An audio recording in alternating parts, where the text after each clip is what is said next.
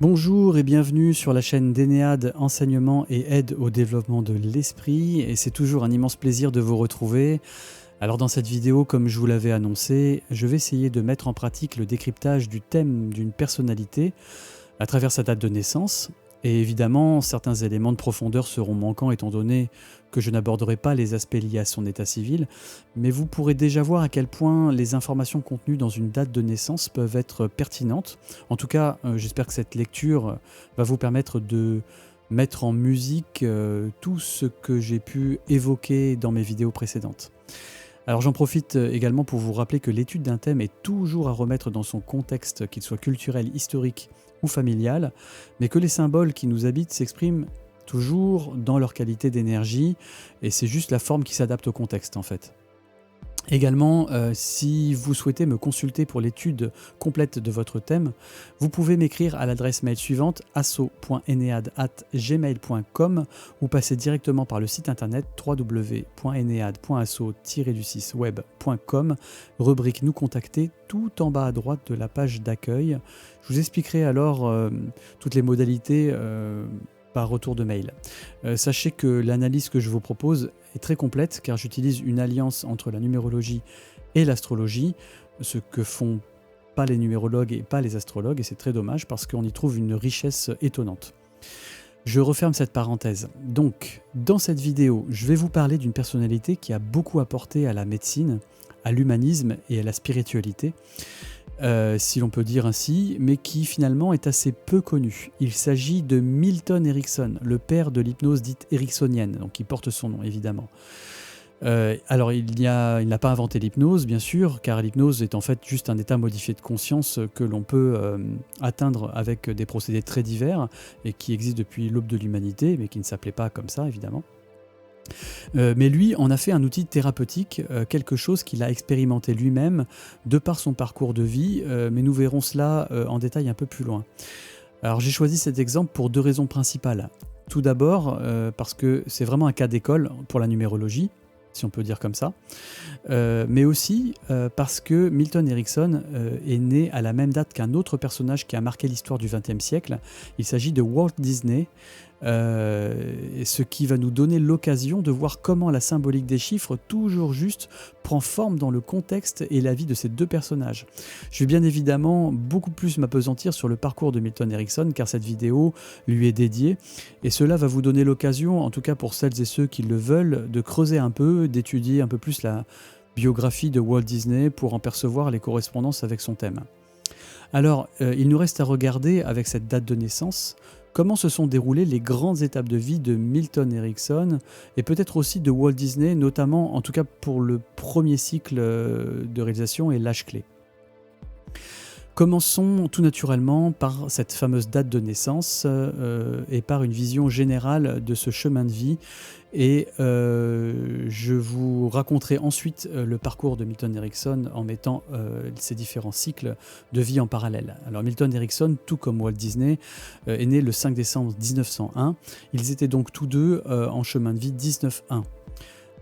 Vous voyez déjà qu'il s'agit d'un chemin de vie 1, donc d'un travail sur l'indépendance du côté pionnier, avec un sous-nombre 19, le 1 comme le battleur des tarots qui invente et conçoit ses outils, accompagné du 9, l'ermite, si on continue le comparatif avec les tarots.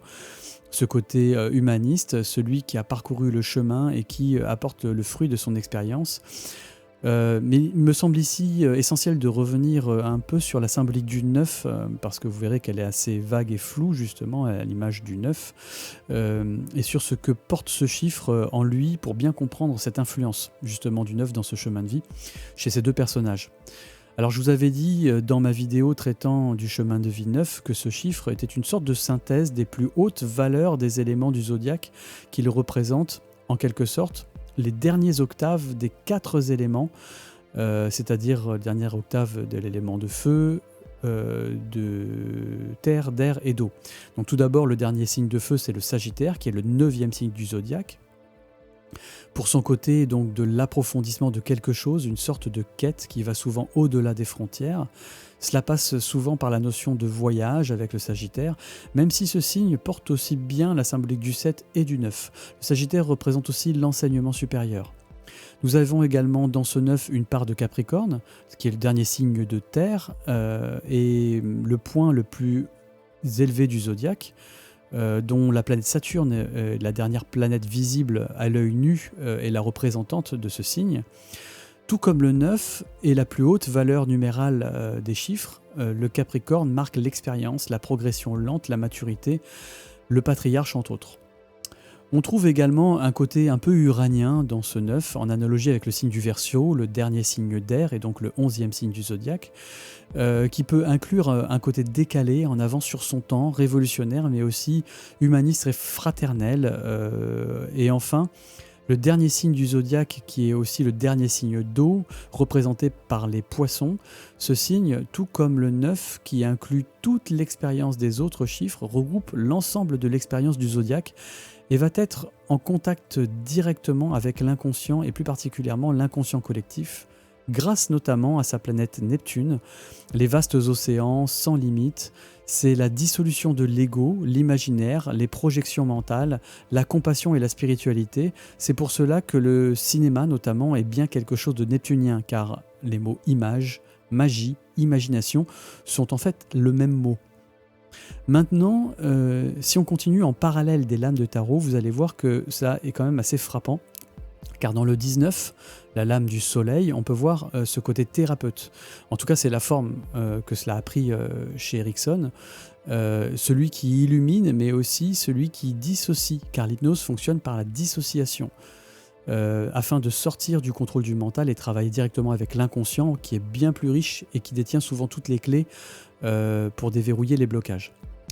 Le 19, donc, en rapport avec la lame du soleil dans les tarots, apporte la lumière pour guider l'autre. On voit ce côté dissocié avec cette carte où il y a un côté très gimelaire en fait dans ces deux personnages. Ensuite, si on ajoute la lame de tarot correspondant à son jour de naissance, qui a bien évidemment une influence puisque c'est le soleil, hein, c'est son jour de naissance, on a le pape qui symbolise l'ouverture spirituelle. Mais c'est aussi le pape, c'est aussi donc le médecin et l'enseignant. De plus, étant né le 5 décembre, Erickson est Sagittaire. Ce signe qui représente donc un centaure, qui est une créature qui vise au-delà des frontières. Encore une fois, la résonance avec le 9 est bien présente. C'est souvent un signe où l'on trouve des professions libérales, des médecins, des chefs d'entreprise, des religieux, mais aussi des écrivains, des personnes qui font voyager physiquement ou mentalement, vous voyez. C'est un signe qui représente également la philosophie et les études supérieures. Mais juste, si on regarde maintenant rapidement dans cette même approche globale, comment cela se passe pour Walt Disney, eh bien, c'est la même chose, en fait. Le côté pionnier 1, concernant le dessin animé, le rêve, l'imaginaire, le 9, donc ce fameux côté neptunien dont je vous expliquais tout à l'heure le sens par rapport au poisson, le côté d'une forme de reconnaissance avec le 19, le soleil. Nous avons ici deux personnalités qui illuminent les êtres intérieurs. Ces deux personnages sont également des patriarches, des références solaires. On a le père de Mickey avec Walt Disney et le père de l'hypnose thérapeutique. Deux personnalités donc qui mettent en lumière une autre partie de soi. Milton Erickson s'adresse à l'inconscient par l'hypnose et Walt Disney par le biais de l'enfant intérieur. Tous les deux utilisent l'archétype neptunien en rapport avec le 9, l'insaisissable inconscient en utilisant l'imagination et le fameux flou ericksonien que les praticiens en hypnose connaissent bien, c'est-à-dire un langage volontairement très vague pour permettre à l'autre d'ouvrir et de plonger dans son inconscient. Et Walt Disney, c'est l'image, le cinéma, les écrans, et il utilise un intermédiaire, notamment des animaux par son personnage Mickey, pour décrire finalement... pour pouvoir s'identifier plus à une forme archétypale plutôt qu'à un personnage physique. Côté révolution et humanisme, maintenant, en lien avec le 9 type Verseau, là également on est servi. Milton Erickson a fait descendre le thérapeute de sa position haute pour se mettre dans une position d'humain à humain ou d'égal à égal, car avant lui, tout cela était très directif. Cela descendait d'une autorité, en fait, une forme d'autorité médicale, un peu comme ce que représente finalement le Capricorne, cette tradition, cette autorité hiérarchisée que l'on pouvait voir dans la psychologie des temps anciens. Et Erickson a remis plutôt une dimension horizontale et humaniste. On voit vraiment le passage du Verseau qui contrecarre un peu les excès du Capricorne. Ici. Donc on pourrait penser que par ce nouveau positionnement qu'a adopté Milton Erickson, celui qui a permis l'émergence de cette possibilité d'accompagner les personnes de manière simple, en les reconnectant avec leur processus naturel et leur inconscient, et en permettant aux personnes de se réapproprier leur liberté intérieure, là aussi très Verseau, en somme de leur redonner les clés de leur autonomie. Si c'est pas uranien ça, moi je sais pas ce que c'est. Si on reprend l'histoire de Walt Disney, on peut facilement comprendre aussi ce décalage de type Verseau inclus dans le 9, car toute révolution commence souvent par une révolte. Lui s'est révolté avec son frère contre son père qui était violent. Il l'a fait à l'âge de 14 ans, entre guillemets, 14 qui est la lame du tarot qui représente la tempérance, qui symbolise également le Verseau. Cela lui a permis de s'émanciper très tôt pour faire ses propres expériences et suivre ses rêves. On retrouve là aussi les influences du 9, l'inclusion dans la société de manière précoce, mais aussi du 1 en résonance avec le chemin de vie, l'indépendance, et le 5 du jour de naissance, les expériences, la liberté. Mais nous allons y revenir plus précisément dans la suite de cette analyse. Alors maintenant qu'on a brossé le tableau du chemin de vie 19.1 correspondant à ces deux hommes, plaçons, si vous voulez bien, les différents cycles liés à cette date de naissance et également le diagramme synthétique avec les cycles de réalisation en haut et les défis de la date de naissance en bas. Et cela nous donne ce que vous voyez à l'écran, c'est-à-dire donc la colonne de gauche, les différents cycles d'influence composés du mois, du jour et de l'année de naissance, et à droite les 4 cycles de réalisation. Sur le diagramme des défis, on a bien sûr les cycles de réalisation en haut et les défis qui sont liés en bas, en pyramide inversée. Je ne reviens pas sur les modalités de calcul, vous les retrouverez dans les différentes vidéos que j'ai proposées à ce sujet. Alors, donc c'est là que les choses deviennent très intéressantes. Voyons d'abord l'histoire de Milton Erickson et son premier cycle d'influence et de réalisation. Je vais vous citer dans les grandes lignes ce que Wikipédia dit de son histoire, car sa biographie est plutôt bien faite. Milton Erickson est né dans une petite ville minière du Nevada, dans une famille de fermiers. Alors il ne part pas gagnant, car il faut savoir qu'il est atteint de troubles sensoriels et perceptifs congénitaux. Il est daltonien, il est amusique, c'est-à-dire qu'il ne perçoit pas les harmonies. Et pour couronner le tout, il est atteint d'une dyslexie sévère. Donc sa perception du monde modifiée lui fait prendre conscience dès son plus jeune âge du caractère relatif des cadres de référence des êtres humains, puisque il perçoit de manière très différente ce que perçoit la plupart des gens. Vous pouvez déjà voir ici l'influence de son mois de naissance, son premier cycle d'influence, donc qui est le 12-3. Je vous renvoie vers ma vidéo intitulée « Les secrets de votre date de naissance » pour plus d'explications de l'influence du mois de décembre sur la construction émotionnelle en fait, de ces natifs. Mais ici, en somme, c'est bien l'expression intériorisée, puisque le 3, symbole de l'expression, de la mobilité, de l'enfant, de la fratrie et des apprentissages, est ici enfermé dans le 12. C'est d'autant plus clair si on met en parallèle la lame de tarot 12, c'est-à-dire le pendu, en parallèle de ce chiffre. Maintenant, mettons en parallèle le premier cycle de réalisation en face donc de ce cycle d'influence, en passant par son âge clé. Donc si on additionne son mois et son jour de naissance, on obtient son premier cycle de réalisation, ça fait 17, 12 plus 5, et donc 17 ans pour l'âge clé, et 8 en réduction pour l'énergie du premier cycle de réalisation. Avec ce 8, on est confronté assez tôt aux crises, aux épreuves, à la combativité, à l'argent parfois. C'est une énergie très scorpion, si on peut dire. Et donc ce 8 nous invite à faire des expériences de transmutation, de métamorphose, de mourir à soi-même, en quelque sorte, pour renaître. Un peu comme un transit de Pluton sur un point névralgique de son thème de naissance, si on peut comparer avec l'astrologie. Pour Milton Erickson, voici son histoire. Je vous cite l'extrait de Wikipédia. En 1919, à l'âge de 17 ans, Erickson contracte une forme grave de poliomyélite. Un soir, alors qu'il est au plus mal, alité dans sa chambre, il entend un médecin dire à sa mère, dans la pièce voisine, que son fils sera mort le lendemain matin. Erickson raconte comment il demande à sa mère de déplacer son lit de manière à pouvoir voir le coucher du soleil une dernière fois avant de mourir. Il vit alors ce qu'il appelle une expérience d'hypnose, au cours de laquelle il ne voit que le coucher de soleil, faisant abstraction de l'arbre et de la barrière qui entrave sa vue par la fenêtre. Il sort totalement paralysé d'un coma de 3 jours, seulement capable de parler et de bouger les yeux. Ne pouvant bouger, il meuble son ennui par des jeux d'observation par lesquels il développe une capacité à percevoir des signes non-verbaux émis à la limite du seuil de la perception. Il observe, en voyant ses sœurs discuter entre elles, que souvent le langage verbal dit une chose alors que le langage du corps en dit une autre. Milton Erickson déclare « Elle pouvait dire oui et penser non en même temps. J'ai commencé à étudier le langage non-verbal et le langage corporel. » Ses efforts pour se rééduquer l'emmènent à redécouvrir par lui-même beaucoup des phénomènes classiques de l'hypnose et la manière de les utiliser à des fins thérapeutiques. Erickson raconte « Je ne pouvais même pas dire où se trouvaient mes bras, mes jambes dans mon lit.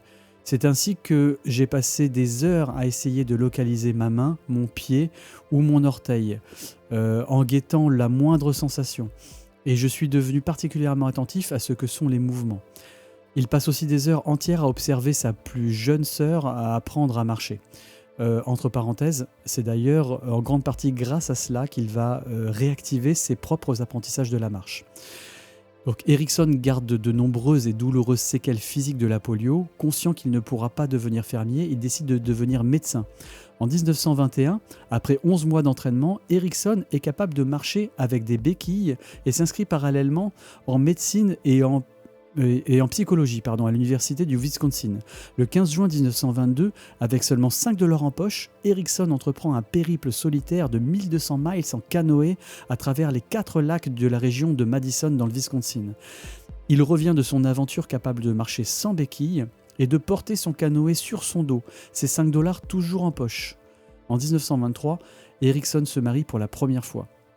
En 1928, Erickson obtient son doctorat en médecine en même temps que sa maîtrise de psychologie au Colorado General Hospital. Il est ensuite stagiaire en psychiatrie au Colorado Psychopathic Hospital où on lui interdit de mentionner l'hypnose. Puis médecin assistant au State Hospital for Mental Diseases à Howard dans le Rhode Island. Vous voyez que ça se passe de commentaires tellement c'est parlant. Si on regarde de plus près, le défi lié à ce premier cycle de réalisation, on a le défi 2, donc c'est 5 moins 3, qui est la réduction de 12 sur mois de naissance, avec un sous-nombre de coloration 7, si on soustrait 5 de 12, le sous-nombre entier de son mois de naissance. On voit donc ici le défi de s'individualiser, de trouver sa voie comme une quête, sens du 7, et de sortir de la dépendance affective de sa mère, mais aussi de s'unir, sens du 2, association et rupture d'association, le couple, la femme, la mère, mais aussi diverses associations. Étant en chemin de vie 1, son premier cycle de réalisation va aller jusqu'à 35 ans, et donc jusqu'en 1936 pour lui. Donc, histoire de continuer dans la logique du défi du 2 et du 7 dans ce cycle de réalisation 8 très concret, voici la suite de ce que nous dit sa biographie.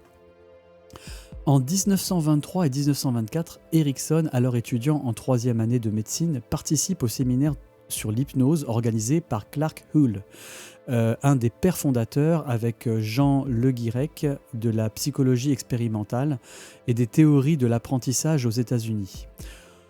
Au printemps de 1923, Hull manifeste de l'intérêt pour le travail expérimental d'Erickson sur l'hypnose et lui propose de poursuivre ses recherches pendant l'été et d'en faire le compte-rendu en septembre devant le séminaire de 3e cycle sur l'hypnose que doit organiser le département de psychologie. Erickson met vite en doute la conviction de Hull selon laquelle l'opérateur, à travers ce qu'il fait au sujet, est beaucoup plus importante que le processus comportementaux interne du sujet sous les hypnoses. Il critique également l'acharnement de Hull à instaurer une technique standard pour l'induction sans tenir compte des différences individuelles entre les sujets. En octobre 1923, Erickson décide de mener ses propres recherches et commence à développer diverses techniques d'induction hypnotique permissive et indirecte. Les expériences menées par Erickson déplaisent à Hull, qui a l'impression qu'il ne tient pas assez compte de l'importance des suggestions et de la suggestibilité. De son côté, Erickson s'oppose à Hull, pour qui un sujet hypnotisé reçoit et ressent la réalité qui l'entoure de la même manière que lorsqu'il n'est pas hypnotisé. Alors qu'Erickson s'éloigne de Hull, il obtient le soutien d'autres professeurs, parmi lesquels le psychologue Joseph Jastrow et le neurologue Hans Fries, qui avait beaucoup utilisé l'hypnose dans l'armée allemande durant la Première Guerre mondiale. D'avril 1930 à 1934, il est médecin adjoint, puis médecin-chef au service de recherche à l'hôpital d'État de Worcester dans le Massachusetts. C'est à cette époque qu'il est autorisé officiellement à reprendre ses recherches en hypnose et qu'il publie son premier article sur le sujet. En 1933, après 10 ans de vie commune, Erickson se sépare de sa femme et obtient la garde de leurs 3 enfants.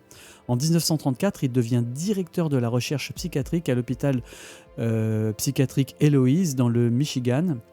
Cette même année, lors d'une réunion scientifique, il rencontre Elizabeth Moore, alors étudiante en psychologie à l'université du comté de Wayne, qui devient son assistante de recherche durant l'été 1935. En 1936, Elizabeth devient psychologue et se marie avec Erickson. Ils ont ensemble 5 enfants. Elizabeth fait elle-même une carrière de psychologue et reste sa compagne en fait et sa collaboratrice jusqu'à la fin de sa vie. Betty, telle qu'on la surnomme, est connue pour avoir développé l'induction spirale des sens en auto-hypnose. Alors là aussi, on perçoit facilement cette combativité du 8, donc de son premier cycle de réalisation, et cette affirmation de son individualité par son expérience intérieure sensible et profonde, cette volonté de continuer à tracer sa voie 7 contenue dans le 17 du sous-nombre de ce premier cycle, mais aussi par rapport à ce défi 2 coloré par ce sous-nombre 7, défi d'affirmation de son identité, de sa quête 7, vis-à-vis de l'autre 2. Le 7 nous ramène également à l'approfondissement d'une connaissance. Il est aussi en rapport direct avec le signe du Sagittaire, donc la boucle est bouclée. On voit bien aussi ce défi du 2, ce jeu d'association et de rupture d'association, tant dans sa vie professionnelle qu'intime, pour conserver ce fameux 7, ce défi de conserver ses aspirations, son identité et ses convictions, dans une certaine forme de spiritualité, puisque l'hypnose est utilisée, est à la fois une technique spirituelle et cognitive, donc on a bien le 7, le mental et à la fois la spiritualité. Avant de continuer sur les cycles suivants pour décrire la suite de la vie de Erickson, je vais vous parler du premier cycle et de l'âge clé de Walt Disney, qui porte évidemment les mêmes chiffres, et vous allez voir comme cela est étonnant. Alors, toujours selon Wikipédia, maintenant pour Walt Disney, en 1906, en raison d'une crise dans le bâtiment, Elias, son père, donc, ne peut plus mener son entreprise de construction. La famille de Walt Disney déménage donc en avril dans une ferme du Missouri acquise pour $3000 et proche de celle de l'oncle Robert. Walt doit attendre l'âge de 8 ans pour rejoindre les bancs de l'école primaire du Marceline afin d'y aller en même temps que sa sœur. D'1 an sa cadette. Elias, donc son père, tombe malade et ne peut plus assurer les travaux de la ferme. Il décide alors de vendre la propriété en 1909 et la famille doit vivre dans une maison louée. On commence à voir déjà une première influence du 8, crise et épreuves financières cette fois-ci. Le 3 du mois de naissance, c'est l'expression la mobilité, les enfants, mais aussi la fratrie et les apprentissages, comme je le disais, à l'image de la maison 3, la maison des Gémeaux dans le zodiaque. Donc le 3 est issu du 12, et ici, on voit encore ce retard, cet empêchement de l'apprentissage, puisqu'il rentre à l'école à partir de 8 ans. On continue. En 1910, la famille déménage alors à Kansas City afin de retrouver les frères aînés de Walt, Herbert et Raymond. Walt est alors âgé de 9 ans et découvre une ville très active loin de la campagne qu'il idéalisera en fait, enfin loin de la campagne, et donc il idéalisera petit à petit cette ville en fait. Il découvre aussi des parcs d'attractions à travers le jardin Fairmont installé à 2 pâtés de maison. Walt et son frère Roy travaillent durant leur temps libre dans l'entreprise paternelle de diffusion de journaux afin d'arrondir les fins de mois de la famille. Ils se lèvent à 4h30 du matin pour livrer le Kansas City Star.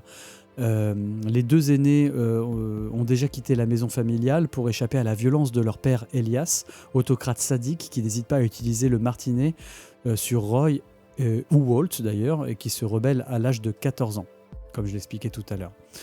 On voit ici donc la rébellion, le côté uranien du 9, la prédominance du 8, la violence du père et la nécessité de travailler tôt, cette mise en relation précoce donc avec l'argent. Selon les archives de l'école publique régionale de Kansas City, Walt Disney suit des cours de l'école secondaire de Benton à partir de 1911 où il obtient son diplôme le 8 juin 1917. Il y rencontre donc un jeune garçon nommé Walt Pfeiffer avec lequel il fera un duo de vaudeville. Mais donc là où ça devient vraiment intéressant, c'est sur cette fameuse âge clé de 17 ans, donc, et voyons ce que nous dit sa biographie pour que vous compreniez bien. En 1917, la Première Guerre mondiale fait rage en Europe et Elias décide d'acheter une fabrique de gelée à Chicago. Walt préfère rester à Kansas City avec son frère Roy. Le 22 juin 1917, Roy est incorporé à la Navy et en raison de son jeune âge, Walt ne peut pas s'engager. Il semble que ce soit durant cet été 1917, grâce à Roy et son oncle Michael Martins, ingénieur dans les chemins de fer, que Walt trouve un travail de vendeur dans les trains, ce qui lui permet de voir du pays. On retrouve ici le côté voyage du 9 et du Sagittaire. À l'automne, Walt rejoint sa famille à Chicago à la faveur d'une mutation.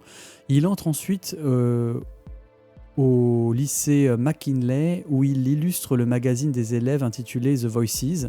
Durant l'été, il distribue des journaux et du courrier pour la poste et sort avec les filles et le soir au cinéma. Un sujet l'obsède, gagner la guerre. Walt quitte alors l'école à l'âge de 16 ans et souhaite s'engager dans l'armée. Bien qu'âgé de 16 ans, il pense pouvoir faire plus vieux, mais pas assez pour les 18 ans nécessaires pour entrer dans l'armée. Il découvre alors, tenez-vous bien, qu'il est possible de s'engager à la Croix-Rouge dès 17 ans. N'ayant pas non plus l'âge requis de 17 ans pour rentrer dans le corps des conducteurs volontaires d'ambulance de la Croix-Rouge américaine, il trouve une solution, falsifier son passeport avec l'aide d'un ami pour porter sa date de naissance à 1900. Il est accepté le 16 septembre 1918 et commence un entraînement à Sound Beach dans le Connecticut. Ah, vous voyez ça, lorsque moi je suis tombé là-dessus, j'ai été bluffé. La falsification et donc la réécriture de ce qu'il porte dans son identité de naissance a joué dans son parcours et dans ce fameux âge clé de 17 ans. On pourrait alors se poser la question de la réécriture de son chemin de vie à ce moment-là, du moins en tout cas pour un temps. Ici, on pourrait alors voir donc un chemin de vie 18-9 et non plus un 19-1. Et ça, c'est un autre débat. Je vous laisse méditer là-dessus et explorer de vous-même, à votre guise, en fait, le reste de la biographie de Walt Disney pour voir comment s'enchaînent les fameux cycles. Je voudrais revenir maintenant à la suite de l'analyse du parcours de Milton Erickson. On voit donc cet aspect de glissement, cette liaison qui se fait tout doucement vers son deuxième cycle de réalisation, qui est un cycle 7 issu d'un 16, et qui est en rapport direct avec son deuxième cycle d'influence, et donc son jour de naissance, 5. Le 16-7, appuyé par l'ouverture et l'expérimentation, le 5 en jour de naissance, va permettre de transcender l'identité de Milton Erickson. Le 1, le pionnier, l'individu qui se démarque du 6, le groupe, la famille, les traditions, à l'image de la maison Dieu, le 16e lame du tarot, c'est la destitution du père, symboliquement parlant. C'est selon moi très proche du passage du Capricorne vers le Verseau, plutôt du Verseau qui suit en fait le Capricorne. Le Verseau qui va, à l'image de cette flamme, renverser les vieux schémas établis pour aller vers quelque chose de plus humain, humaniste et différent en tout cas. Mais avec le 7, on est souvent seul, isolé. C'est comme une quête intérieure. Chez Erikson, cette période va aller naturellement de 36 à 44 ans, comme tous les chemins de vie 1. Donc ici, chez lui, ça va aller de 1937 à 1945. Voilà ce que nous dit Wikipédia sur cette période de vie d'Erikson. Je vous laisse juger par vous-même. De 1939 à 1948, Erikson est directeur de la recherche et de la formation psychiatrique au sein de l'hôpital psychiatrique Héloïse. À partir de 1940, il travaille pour le gouvernement des États-Unis dans le cadre de l'effort de guerre à une démarche sur la structure de personnalité japonaise et les effets de la propagande allemande. C'est dans ce contexte qu'il rencontre le couple d'anthropologues Gregory Bateson et Margaret Mead. Ces derniers le consultent à propos des processus de transe qu'ils ont pu observer dans leur travail de terrain à Bali. Pendant la guerre, il est également chargé d'évaluer les recrues, devant décider en quelques minutes de leur aptitude psychique à rejoindre l'armée. Le 13 mai 1942, Kubi invite Erikson à la première conférence Massy, organisée pendant 2 jours à l'hôpital Beekman à New York, sur le thème de l'inhibition cérébrale. La conférence, organisée par le directeur médical de la Fondation Massy, Frank Freeman Smith, est principalement consacrée à l'hypnose et aux réflexes conditionnés. Parmi les participants figurent le neuropsychiatre et mathématicien Warren McCulloch, le physiologiste Arturo Rosenbluth, Gregory Bateson et Margaret Mead. Les discussions sont principalement menées par Erikson et par Howard Liddell, spécialiste du conditionnement des mammifères. Cette conférence est à l'origine de l'émergence du mouvement cybernétique. La Seconde Guerre mondiale contribue en outre à relancer la question de l'hypnose et en particulier son utilisation souvent efficace dans les névroses de combat. On peut voir ici le sens du défi du 3 et sous nombre 6 lié à ce deuxième cycle de réalisation 16-7. Le défi de l'expression, la parole 3, influencé par le 6, la famille, le groupe, la patrie et la transmission. La transmission et la famille, justement, ce défi du deuxième cycle fait le lien avec son troisième cycle de réalisation qui est le 33-6, importance de la famille, des enfants et de la transmission, souvent sous forme d'enseignement. Le 33-6, c'est le guide dans la plus haute valeur. C'est un cycle 6 indique également donc une responsabilité, un sens du service et un apport plus ou moins direct, un rapport plus ou moins direct avec la santé. Alors chez Erikson, cette période va aller de 1946 à 1954. Le défi lié à ce cycle, tout comme pour le dernier cycle de réalisation d'ailleurs, sera le 1, soit en un mot, le défi de l'indépendance. Et d'être le pionnier, évidemment. D'ailleurs, pour garder la continuité du récit, je vais enchaîner également avec son dernier cycle de réalisation qui est un 5 issu d'un 23.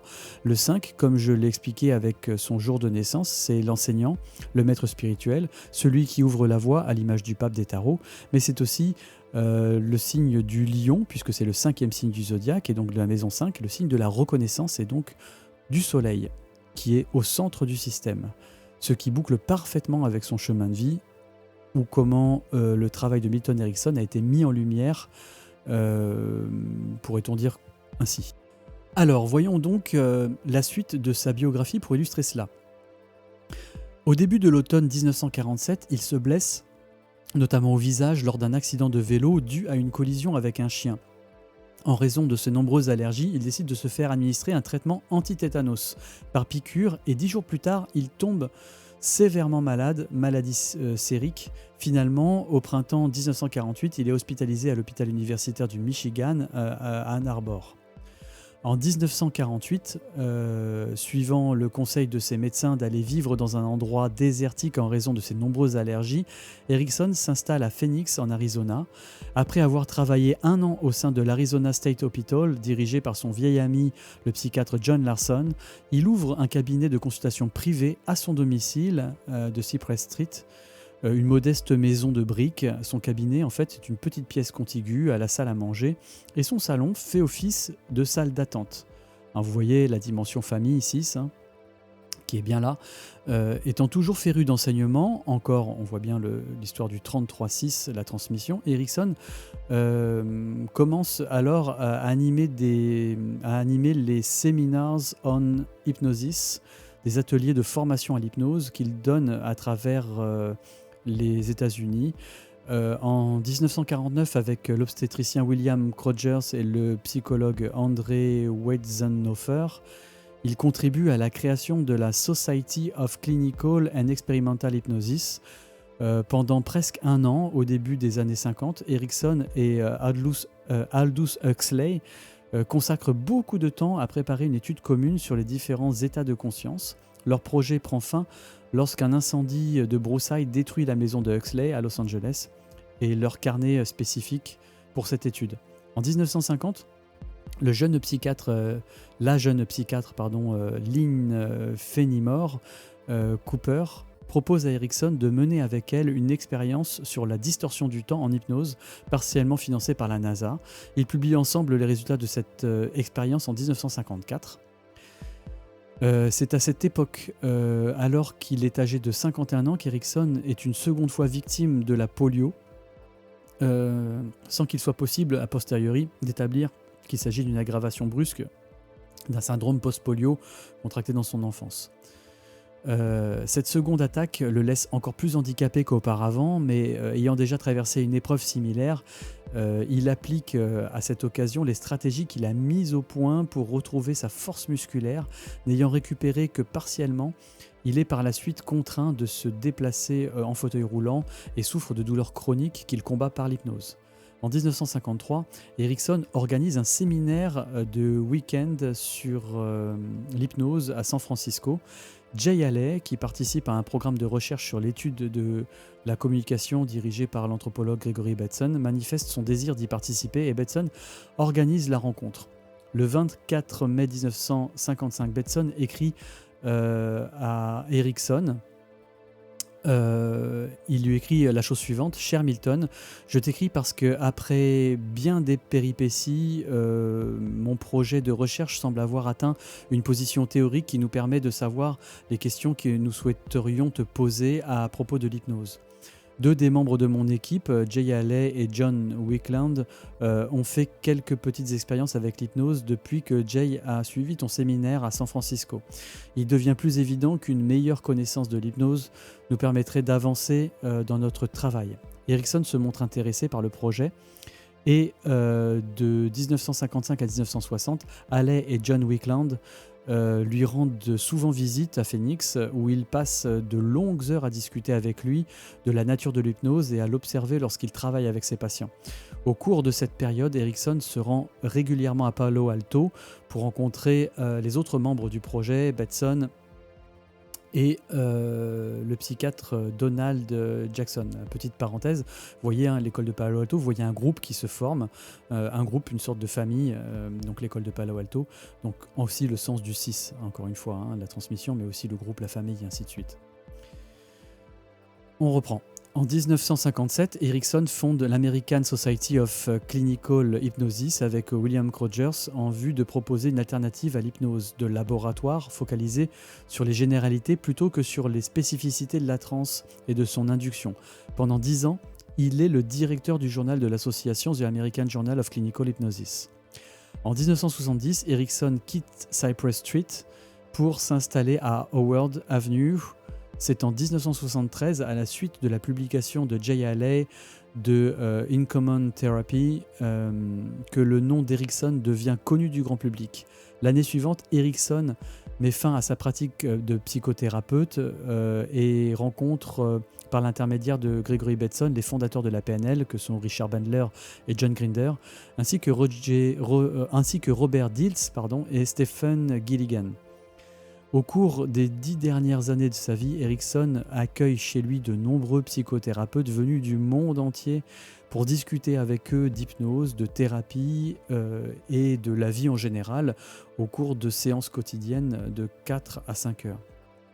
En décembre 1980 à Phoenix a lieu le premier congrès international consacré à Ericsson.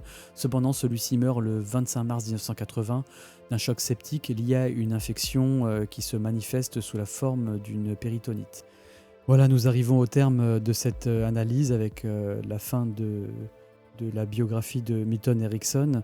J'espère que cette vidéo vous a plu et qu'elle a pu mettre en lumière l'enchaînement des cycles de vie au travers le chemin de vie et la forme donc qu'a pu prendre le parcours de ce personnage étonnant qu'est Milton Erickson, mais aussi au travers différentes interactions sur le parcours de Walt Disney. Je vous invite bien sûr à soutenir cette chaîne en mettant un pouce en haut ou même un commentaire, et je vous rappelle l'adresse mail pour me contacter, asso.enead@gmail.com, ou sur le site internet www.enead.asso-web.com qui s'affiche de nouveau sur vos écrans. Je vous dis un grand merci pour votre écoute, pour votre soutien, et je vous dis à très bientôt sur cette chaîne, et peut-être également à très bientôt pour d'autres analyses symboliques et d'autres thèmes. Au revoir.